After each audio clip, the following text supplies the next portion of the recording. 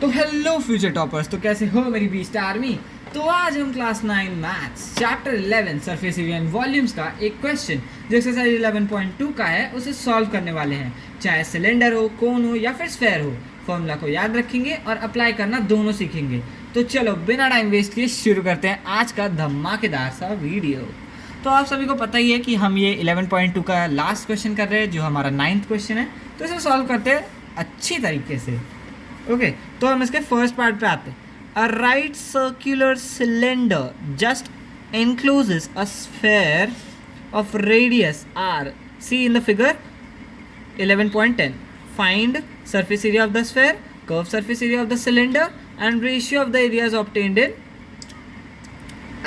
First and second. तो आप देख सकते हैं ये हो गया स्फेयर जो इस सिलेंडर के अंदर एनक्लोज्ड है, यानी उसके अंदर फिट कर दिया गया है। तो हम इसका रेशियो भी हमें निकालना है। तो फर्स्ट पार्ट है हमारा surface area of the sphere. तो surface area of the sphere आप सभी को पता होगा। तो surface area of the sphere होता है 4 पाई आर स्क्वायर। ठीक है, तो ये हमारा फर्स्ट पॉइंट खत्म हो गया। अब हम आते हैं इसके सेकंड पॉइंट पे।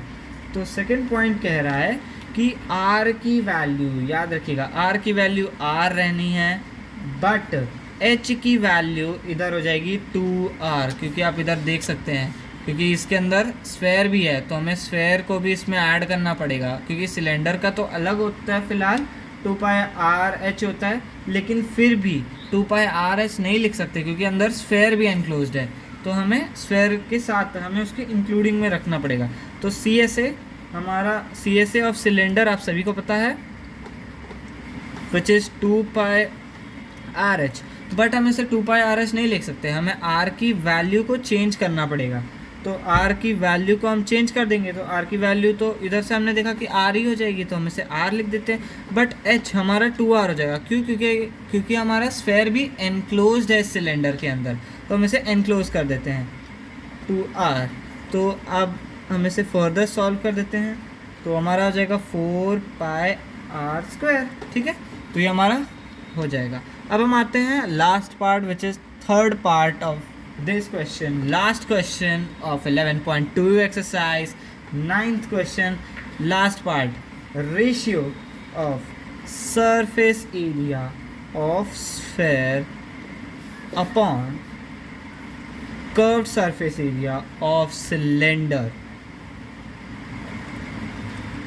which is 4 pi r square upon 4 pi r square। Okay, अब इसको कैंसल आउट कर लेते हैं।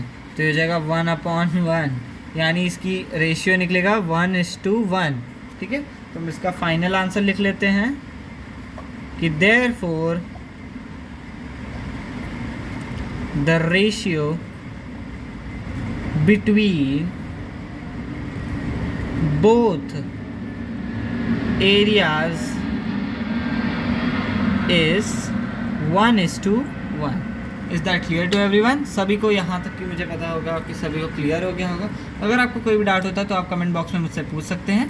तो आप सभी को एक आखिरी टिप जो मैं हमेशा आपको देना चाहता हूँ, तो 11.2 लास्ट एक्सरसाइज 11.2 हमारे चैप्टर 11 की सेकेंड एक्सरसाइज का लास्ट क्वेश्चन हमने कर लिया है। 11.2 एक्सरसाइज ख़त्म हो चुकी है। कल से हम 11.3 भी शुरू कर देंगे। तो आप सभी को एक मेरी प्यारी सी टिप, फॉर्मूला को याद रखो, स्टेप्स को फॉलो करो और मार्क्स अपने आप मिलेंगे। ऐसे ही क्लियर कॉन्सेप्ट्स के लिए सब्सक्राइब करें अंशुमन स्टडी हब। जय हिंद, जय भारत, बाय बाय, नमस्कार।